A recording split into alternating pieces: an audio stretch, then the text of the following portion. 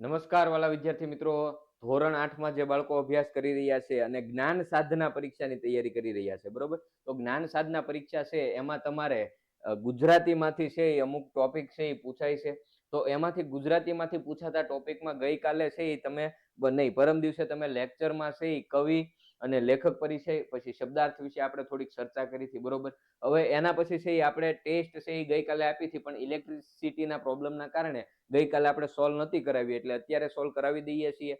સાંજે પાછો લેક્ચર જે છે એ રાબેતા મુજબ જે ટાઈમ ટેબલ મુજબ હશે એ લેક્ચર છે એ તમને મળી રહેશે, બરોબર. તો ફટાફટ છે એ આપણે જે ટેસ્ટ છે એનું સોલ્યુશન કરી નાખીએ. હવે આ ટોપિક છે એ હજી તમારે બધા ચેપ્ટર ચાલ્યા ન હોય એટલે તમને બધા આવડતા હોય એવું જરૂરી નથી, બરોબર. પણ આ એક તમારું ધ્યાન દોરાય કે ભાઈ આવા આવા પ્રશ્નો પૂછાશે તો તમે સાથે સાથે તૈયારી કરતા જાઓ, એ હેતુથી છે એ ટેસ્ટ આપણે અત્યારે તમને આપેલી હતી. એટલે આમાં બધા તમને આવડતા જ હોય એવું જરૂરી નથી, બરોબર. ચિંતા નહીં કરવાની. ચાલો, પહેલો પ્રશ્ન, ગઢની રજ છોડો આ કૃતિના રચયિતાનું નામ જણાવો. ભાનુકુમાર ત્રિવેદી, મનસુખ સલ્લા, કરશન માણેક કે ભાનુપ્રસાદ પંડ્યા. ચાલો, તો ગઢની રજ છોડો આના લેખક કોણ છે ભાઈ? કોણ છે? તો કે ભાનુકુમાર ત્રિવેદી. આ તમારી જે અનુક્રમણિકા હોય ને બુકની અનુક્રમણિકા, એ અનુક્રમણિકામાંથી પણ પ્રશ્નો પૂછાશે. અનુક્રમણિકા છે એ યાદ હોવી જોઈએ. અનુક્રમણિકામાંથી તમને બધા લેખક કવિના નામ મળી રહેશે, બરોબર. તો કે ભાઈ ગઢની રજ છોડો કૃતિના રચયિતા છે એનું નામ છે ભાનુકુમાર ત્રિવેદી, બરોબર. ચાલો, દુનિયા અમારી કૃતિના રચયિતાનું નામ જણાવો. દુનિયા અમારી, ભાનુકુમાર ત્રિવેદી, મનસુખ સલ્લા, કરશનદાસ માણેક કે પછી ભાનુપ્રસાદ પંડ્યા. દુનિયા અમારી કૃતિના રચયિતાનું નામ જણાવો.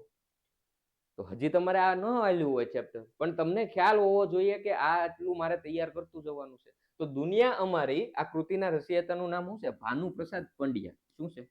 ભાનુપ્રસાદ પંડ્યા, બરોબર. ચા, એના પછી ત્રીજો પ્રશ્ન, વિસ્મય શબ્દનો સાચો અર્થ શું થાય? આ શબ્દાર્થ આધારિત પ્રશ્નો પૂછાઈ શકે આવા કે ભાઈ વિસ્મય શબ્દનો અર્થ શું થશે? આશ્ચર્ય, ગુસ્સો, દુઃખ કે પ્રેમ? તો કે વિસ્મય શબ્દનો અર્થ થશે આશ્ચર્ય. શું થશે? આશ્ચર્ય, બરોબર. ચાલો, એના પછી આગળ વધીએ પહેલા ખાસ વિદ્યાર્થી મિત્રો ધોરણ 8માં અભ્યાસ કરે છે, વાલા મિત્રો, તમારે એનએમએમએસ અને જ્ઞાન સાધના બે પરીક્ષા જો આપવાની હોય તો બે પરીક્ષા માટે અલગ અલગ બુક ન લેવાય.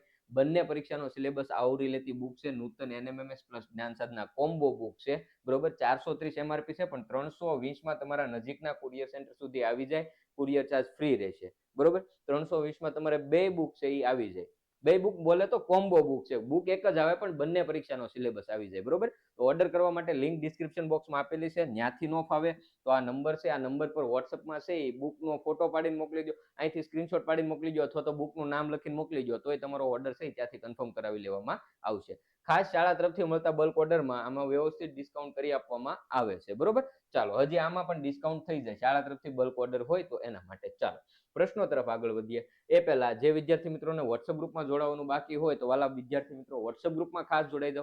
વોટ્સઅપ ગ્રુપમાં છે આ બધી ટેસ્ટ ને બધું પીડીએફ સ્વરૂપે વોટ્સઅપ ગ્રુપમાં આપણે આપીએ છીએ. પરીક્ષા સમયે તમને અઢળક મોડલ પેપર સોલ્વ કરાવવાના છે, તો વોટ્સઅપ ગ્રુપમાં ખાસ જોડાઈ દેજો. વોટ્સઅપ ગ્રુપમાં જોડાવા માટે લિંક ડિસ્ક્રિપ્શન બોક્સમાં આપેલી છે, ત્યાંથી ન ફાવે તો આ નંબર પરથી વોટ્સઅપમાં હાઈ કરીને મેસેજ કરો ને એટલે આ નંબર ઉપર તો ઓટોમેટિક લિંક આવી જશે ગ્રુપની, એમાં ગ્રુપમાં જોડાઈ જવાનું છે. ચાલો, એના પછી અમસ્તુ શબ્દનો સાચો અર્થ શું થાય?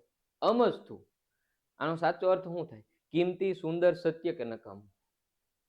શું થાય? અમસ્તુ શબ્દ, તો એનો સાચો અર્થ શું થશે? નકામું. શું થાય? નકામું થાય. અમસ્તુ, સાવ, બરોબર. ચાલો, એના પછી બાબુ વીજળી કૃતિના રચયિતાનું નામ જણાવો. ગિરીશ ગણાત્રા, દયારામ, અનિરુદ્ધ બ્રહ્મભટ્ટ કે જયંત પાઠક?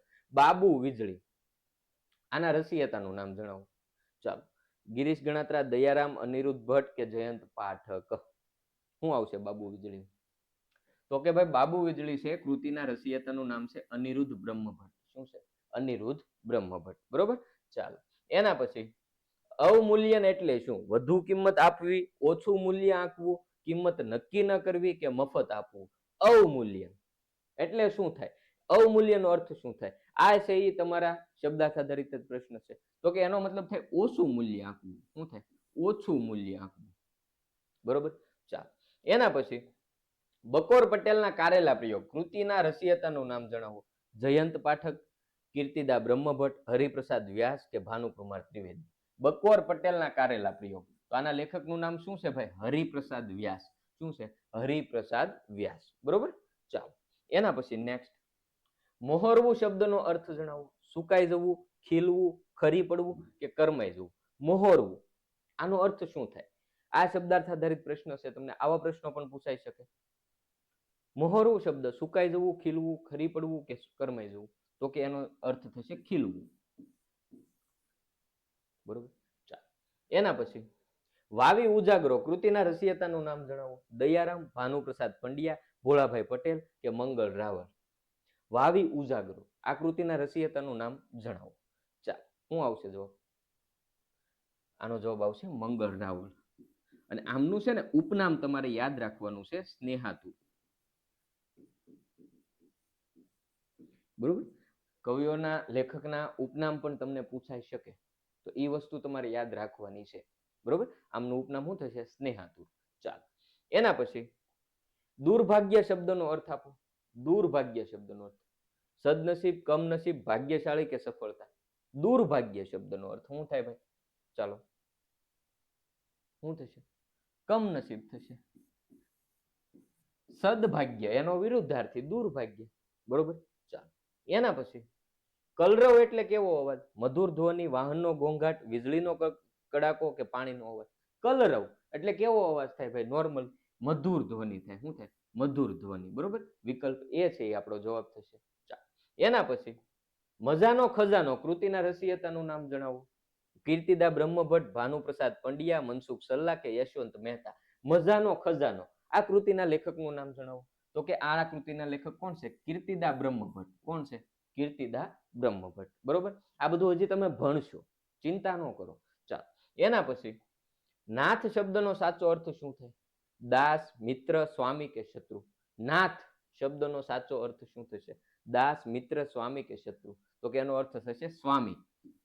સ્વામી અથવા તો માલિક, બંને થશે.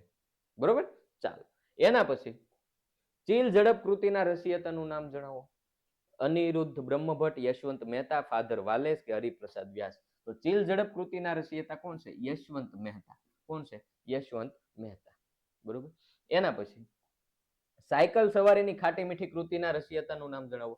ભાનુકુમાર ત્રિવેદી, ફાધર વાલેસ, મનસુખ સલ્લા કે યશવંત મહેતા.